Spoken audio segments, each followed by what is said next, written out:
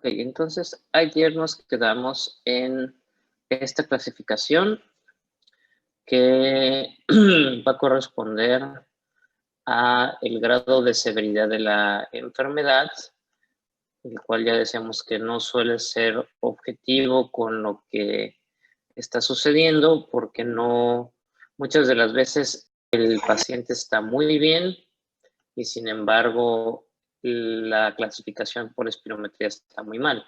Entonces esta clasificación en ocasiones termina siendo o dejó de ser utilizada por los inconvenientes que representaba. Entonces tenemos, perdón, me equivoqué de botón.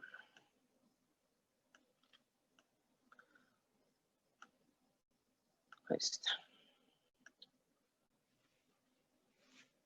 Ok, entonces tenemos que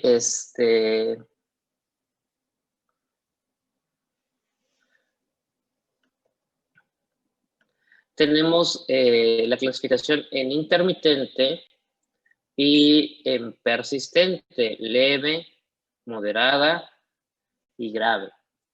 Y lo que nos va a dar una de las diferencias es el estado del FEV1, el cual va a ir desde un valor pues bastante normal, mayor a 80 en la enfermedad persistente, intermitente, y en el persistente va a ir disminuyendo, aquí es 80, de 80 a 60, y en el grave persistente menos de 60%. Ya les hacía ayer la corrección que debe ser signo menos.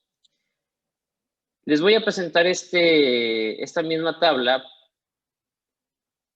de otra manera, que es un poco más ordenada, que es como habitualmente viene en los libros de neumología, que es esta: asma intermitente, asma leve persistente, asma moderada persistente y grave persistente. Los valores son exactamente los mismos, y si vamos analizando la frecuencia de los síntomas, vamos a ver.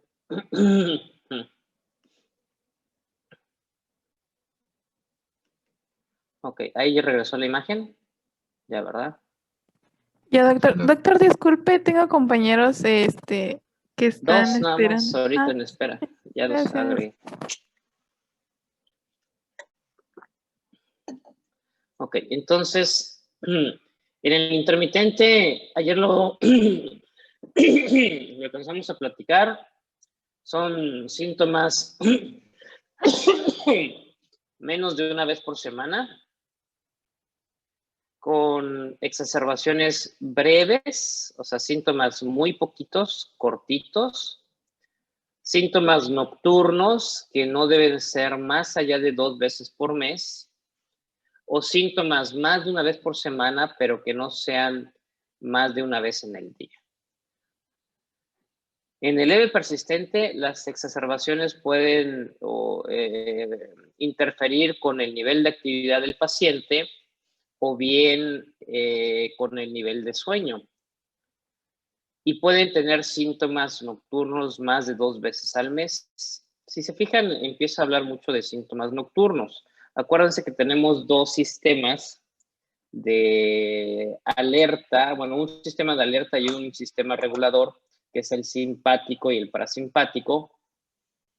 El simpático vamos a tenerlo activo y es el que nos va a dar la sobrevida a lo largo pues, del día.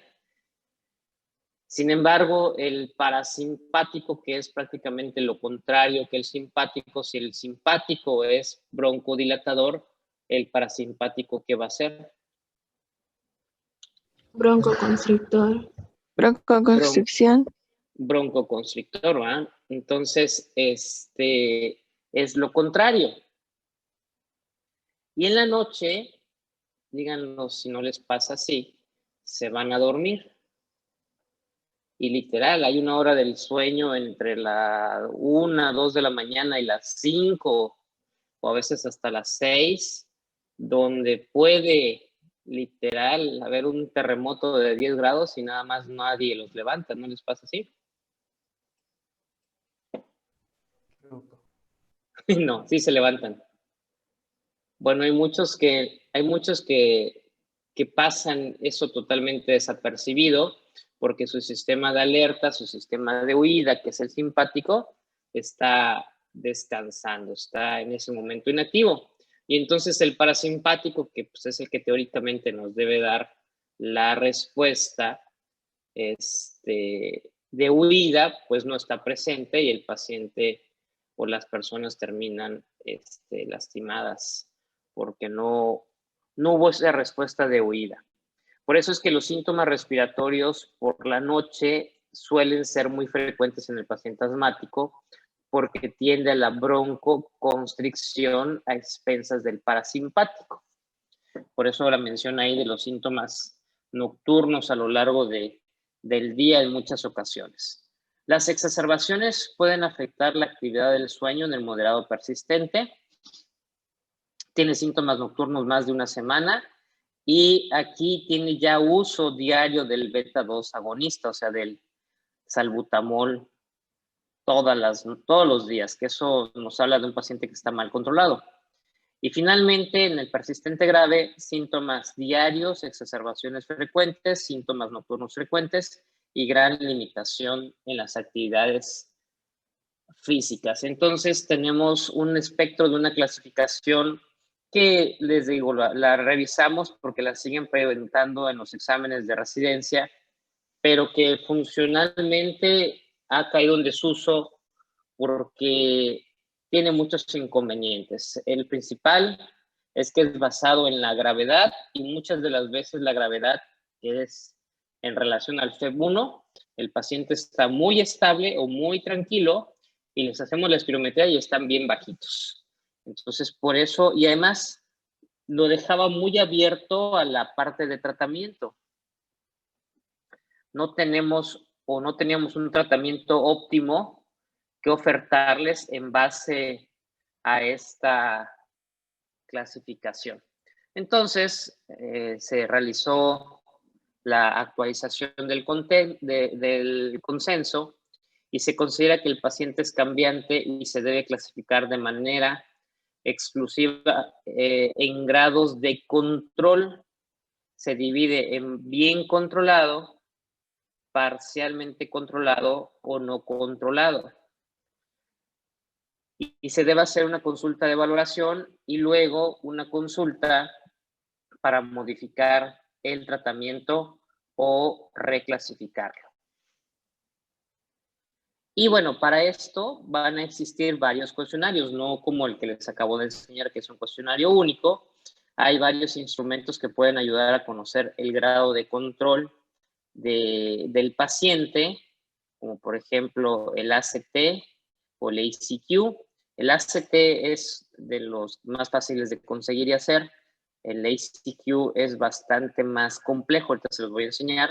Y finalmente, el tercero, que por mucho es el que ocupamos, que es el cuestionario de la guía GINA, que es por mucho el más extendido en su uso. Entonces, este es el ACT, prueba de control del asma, por las siglas Asthma Control Test. Dice, son 5 preguntas en las últimas 4 semanas, que este es el periodo siempre a evaluar. ¿Cuánto tiempo le ha impedido su asma hacer todo lo que quería en el trabajo, escuela o en casa? Entonces, lo vamos marcando. 1 siempre tiene impedimento, la mayoría del tiempo, algo del tiempo, un poco de tiempo, y nunca tengo tiempo. O nunca me interfiere el asma para hacer mis actividades. Durante las últimas 4 semanas, ¿con qué frecuencia le ha faltado el aire? Y aquí de nueva cuenta vamos marcando. Durante las últimas 4 semanas, ¿con qué frecuencia sus síntomas? Y ahí les marca cuáles.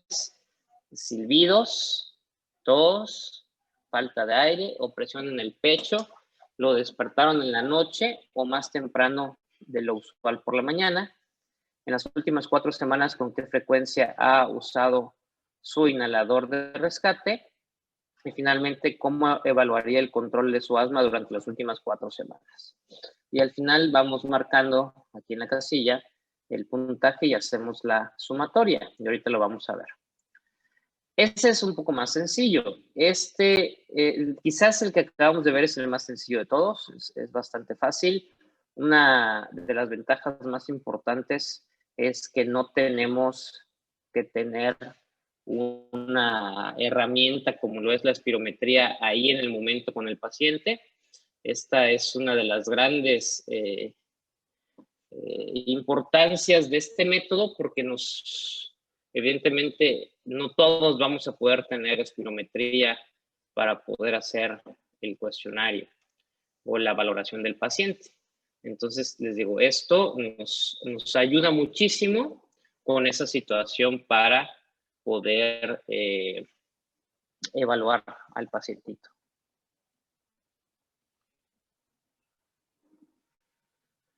La escala más compleja es la que viene a continuación. Asthma Control Questionnaire. Y aquí les va, de hecho, este ni siquiera está traducido, hay un artículo que hace la traducción o la transcripción al español, pero es bastante complejo, no es tan sencillo porque aquí pues, evidentemente ya les pide usar un inhalador de un espirómetro para hacer la clasificación. Y finalmente, vamos a tener los niveles del control del asma basados en el cuestionario que generalmente ocupamos, que este es por mucho el más difundido. Y vamos a clasificarlo como controlado, como parcialmente controlado y sin control. Y si se fijan, retoma lo que veníamos viendo en el cuestionario anterior. Síntomas diurnos, síntomas nocturnos, o si se despierta durante la noche, si tiene limitación para hacer sus actividades, si hay necesidad de usar terapia de rescate, cómo estaba su espirometría y si ha tenido exacerbaciones de la enfermedad. Si el paciente tiene todos, o sea, que no tiene ninguno o menos de 2 veces por la semana síntomas diurnos, si no tiene limitación en las actividades, no tiene síntomas nocturnos, usa menos de 2 veces por semana su inhalador y su espirometría es mayor al 80%, entonces el paciente, y no obviamente no tiene exacerbaciones, el paciente va a caer en el grado controlado. Pero con que empecé a tener sintomatología, y es decir, que vaya de 1 a 2 síntomas o 2 categorías positivas, ya estarían parcialmente controlados. Y finalmente, si está sin control, tendría más de estas tres características. Entonces, ninguna característica, 1 o 2 características y más de 3 características. De esa manera se clasificaría en el grado de control. Esta, apréndansela, viene en la evaluación, es la que ocupamos para los talleres, para los casos clínicos. Y la piedra angular del tratamiento del paciente asmático es con el uso de corticoides. ¿Sí? Revisen un poquito el mecanismo de acción, porque es muy diferente al corticoide oral, no tiene los efectos adversos habituales que presenta la prednisona. Estos corticoides, lo que sí es importante, los que ocupamos en la actualidad son la beclometasona, la fluticasona y la budesonida. La mometasona y la ciclesonida son corticoides que sí existen, pero la verdad es muy difícil conseguirlos. Y aquí lo único que va a variar es el vehículo. Por eso las siglas. Uno es hidrofluoroalcanos, que es generalmente el que es menos dañino para el medio ambiente. Y lo importante, porque lo vamos a platicar en la próxima clase, va a ser la dosis. ¿Cuándo es dosis baja? ¿Cuándo es dosis media? ¿Cuándo es dosis alta?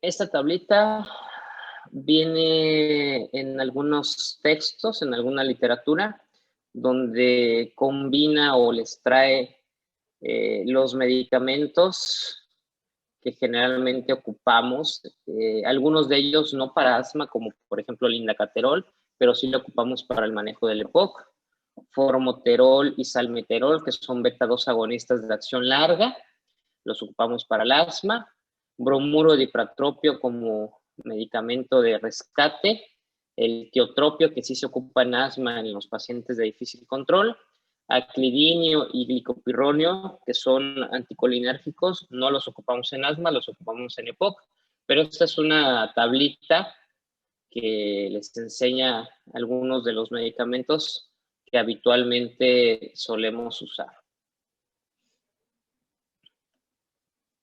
Y bueno, hasta aquí la voy a dejar porque lo que sigue son la parte de cómo van a clasificar a los pacientes. Ahorita lo vamos a ver, son aproximadamente 4 casos, si no mal recuerdo, o 3 casitos. Son 3 casos de cómo vamos a clasificar y cómo le vamos a dar tratamiento a nuestro paciente. Entonces, tienen que para mañana saberse las 2 clasificaciones para que podamos resolver ese taller y vamos a ir viendo qué le vamos a dar de opciones de tratamiento a cada paciente. ¿Dudas? No, doctor, muchas gracias. No, doc. Gracias. Muy bien. Entonces, los veo mañana. Sigan en su escuela virtual. Hasta luego, doctor. Buen día. Hasta luego. Gracias, buen día, doctor.